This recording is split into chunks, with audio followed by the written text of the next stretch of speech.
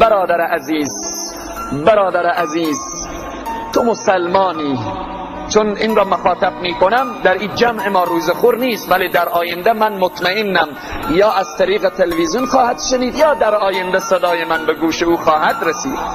برای تو برادری که روزه میخوری این را میگویم که 11 ماه را خوردی، 11 ماه را خوردی.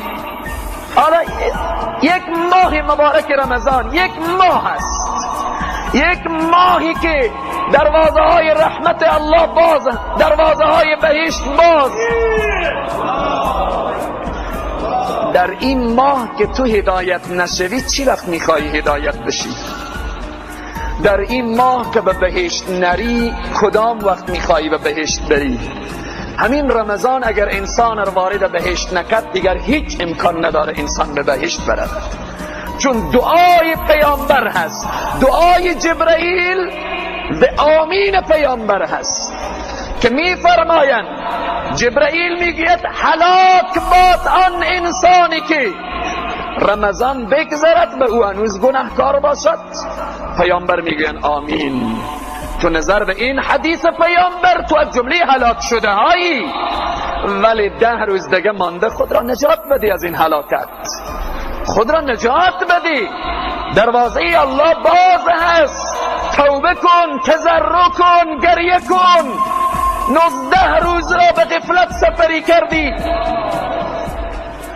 متاسفانه ادیر میگن جوانها در اوج جوانی، زور، قوت، بازو. برادر قصه کرد، گفت یکی از دکانها را مشاهده کردم که وقت چاش دکان پایین کشید، متوجه شدم که روزه میخورن. خب این دکان رو پایین میکشی از نظر مخلوق خود دوزخی نداره، چرا از نظر مخلوق خود را غایب میکنی؟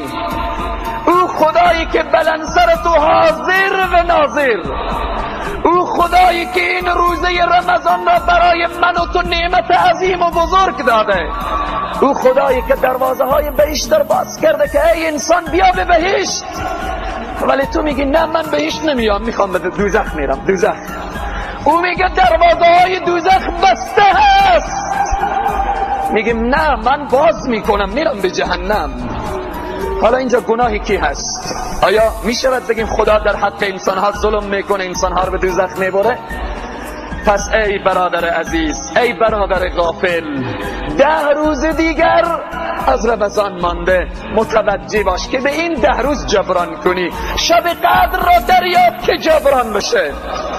و همچنین نکته برای بعضی از خواهران که در کوچه و بازار در رمضان هم بعضی به بی‌حجابی دیده میشوند. تو خواهر مسلمان به رمضان که با حجاب نشی، چی وقت با حجاب میشی؟ کسی روزه میگیره برای خود میگیره، کسی با حجاب میشه برای خود حجاب گرفته، عزت گرفته. مگر اگر همه انسان ها روزه بخورن برای خدا چی ضرر وارد میشه؟ خداوند جهنمی ساخته، بهشت ساخته. روزه میگیری برو به بهشت، روزه نمیگیری برو به جهنم. فمن شاء فلیؤمن و من شاء فلیکفر. با حجاب هستی برو به بهشت، بی حجابی برو به جهنم.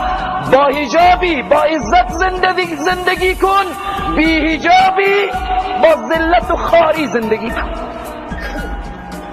همه ما و شما بارها و بارها مشاهده کردیم چیزی که موضوعی که یک شیرینی در جای گذاشته، یک چاکلیت اگر پوش داشته باشه هیچ وقت مگس ها و حشرات با او رجوع نمیکنه، ولی پوش نداشته باشه همه مگس ها با او رجوع میکنه، تبدیل به یک لجنزار میشه. زن با حجاب تا بی حجاب چنینه.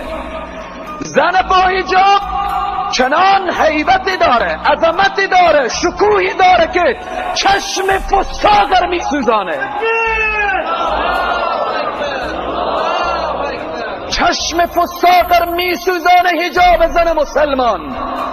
فساق و فجار ناامید میکنه، شیاطین جنی و انسیر ناامید میکنه، ولی زن بی حجاب فساقر امیدوار میکنه، شیاطین جنی و انسیر